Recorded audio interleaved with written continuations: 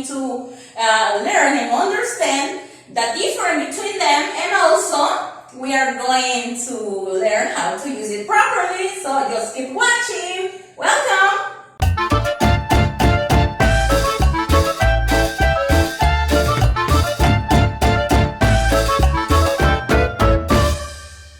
Corre video. So, today we are going to see these 5 words.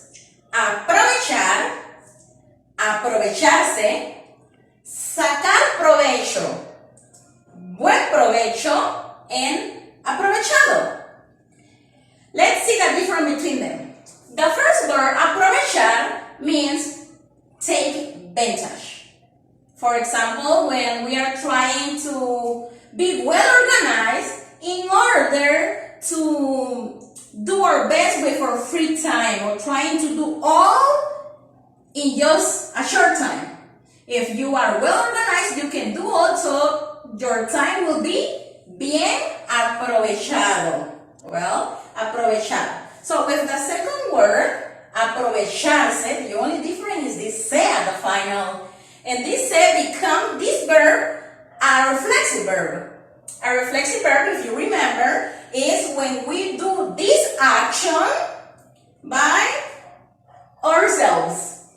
For example, aprovecharse in this situation also means take advantage, but not with a bad connotation. I mean, like when you or another person try to do something kind of a damage to another person in order to get a benefit for you. So, in those cases, we need to use aprovecharse. Let's see the third word, sacar provecho. The same as the second word. Aprovecharse or sacar provecho, they both means take advantage, but a little more with a bad connotation. The number 4, buen provecho, it is most like an idiom. So, this is a salutation for being polite with people, but this salutation, you can use it when you see other people eating. Maybe you don't have this in your native language, but in Spanish, if I arrive at a new place, and in this place are people eating, I will say hi by saying, buen provecho.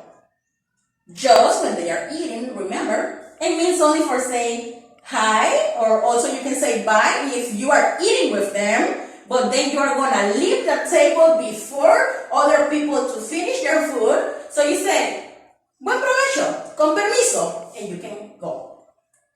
Now, the last word is aprovechado. That also could be feminine, saying aprovechada.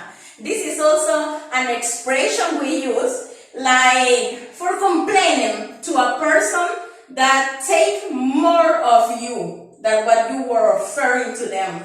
For example, if I have a bag of snacks and I try to give a little to my sister, but my sister says, thanks, and take all the bag. And I say, hey, aprovechada.